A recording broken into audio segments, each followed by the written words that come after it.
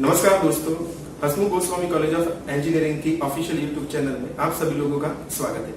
आज मैं आपको जिस टॉपिक के बारे में स्टडी करवाने वाला हूँ उस टॉपिक का नाम है एनर्जी।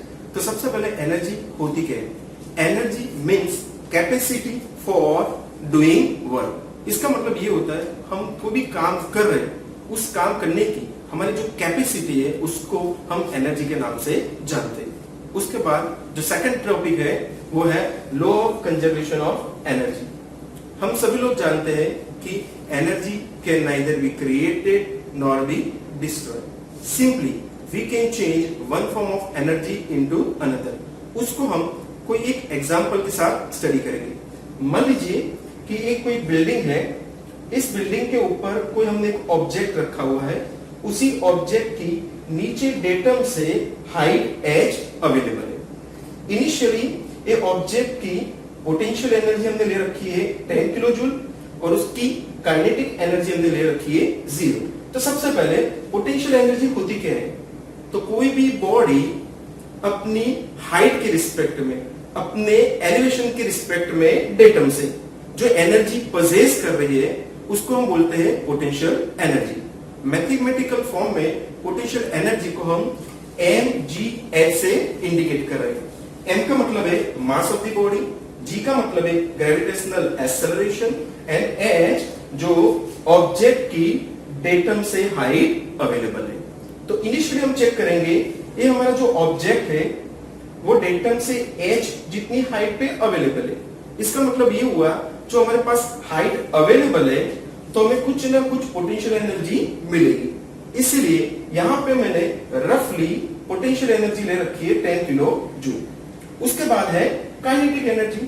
तो कोई भी मूविंग बॉडी, जब बॉडी मूव हो रही है तब उसके पास जो एनर्जी होती है उसको हम बोलते हैं काइनेटिक एनर्जी। काइनेटिक एनर्जी को मैथमेटिकल फॉर्म में हम लिख सकते हैं 1/2 mv²।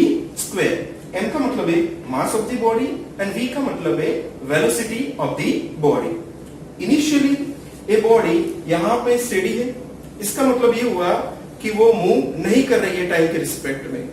इससे इसकी वेलोसिटी 0 होगी। जो वेलोसिटी 0 होगी तो उसकी काइनेटिक एनर्जी भी 0 होगी। तो यहाँ पे जो हमने कंडीशन डिफाइन की थी काइनेटिक एनर्जी 0। तो according to law of conservation of energy को मैं एक्सप्लेन कर रहा हूँ। इनिशियल कंडीशन में potential energy 10 kilo joule, kinetic energy 0। जैसे इस ऑब्जेक्ट को यहां से हम छोड़ देंगे तो धीरे धीरे ऑब्जेक्ट नीचे आ रहा है। इसका मतलब ये हुआ कि उसकी हाइट कम हो रही है और जैसे उसकी हाइट कम होगी तो यहाँ पे उसकी हाइट कम होगी तो इसी इक्वेशन के हिसाब से हम चेक करेंगे तो उसकी पोटेंशियल एनर्जी भी कम होगी। दूसरी साइड पे हम चेक करें, पहले ऑब्जेक्ट यहाँ पे स्टेडी था, उसकी वजह ऑब्जेक्ट मूव करना स्टार्ट कर रहा है। इससे क्या होगा, हमें वेलोसिटी मिलेगी। वेलोसिटी मिलेगी तो उसके हिसाब से हमें काइनेटिक एनर्जी भी मिलेगी। तो यहाँ पे क्या हो रहा है कि पोटेंशियल एनर्जी जो है वो धीरे धीरे कम हो रही है और धीरे धीरे उसकी काइनेटिक एनर्जी बढ़ रही है। तो यहाँ पे law of conservation of energy के हिसाब से जो एनर्जी का सिर्फ फॉर्म चेंज हो रहा है।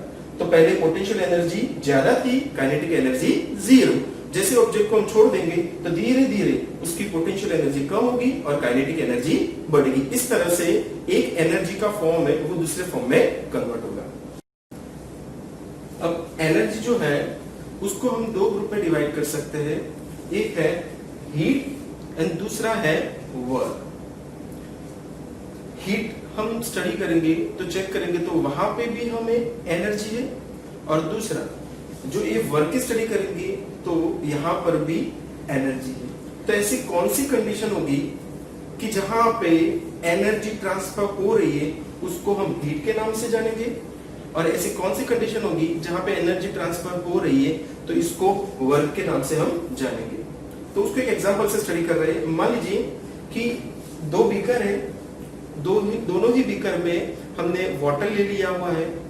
ये जो फर्स्ट बीकर है उसके अंदर जो वाटर है उसका इनिशियल टेम्परेचर हमने 60 डिग्री सेंटीग्रेड लिया हुआ है और दूसरा बीकर है इसमें भी सेम अमाउंट ऑफ वाटर है और यहाँ पे जो वाटर है उसका इनिशियल टेम्परेचर हमने ले रखा है 20 डिग्री सेंटीग्रेड है।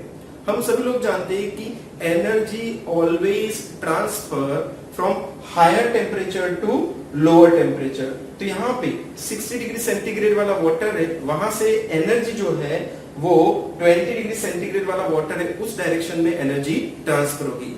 तो जहां पे एनर्जी ट्रांसफर हो रही है due to the temperature difference, again जहां पे एनर्जी ट्रांसफर हो रही है due to the temperature difference, ऐसी कंडीशन को हम हीट के नाम से जानते हैं। क्लियर? ओके। उसके बाद नेक्स्ट जो है वर्क, जहां पे टेम्परेचर डिफरेंस के अलावा और कोई भी डिफरेंस हो, जैसे कि पोटेंशियल डिफरेंस हो, प्रेशर डिफरेंस हो, तो उसको हम वर्क के नाम से जानेंगे। नेक्स्ट है high grade energy and low grade energy.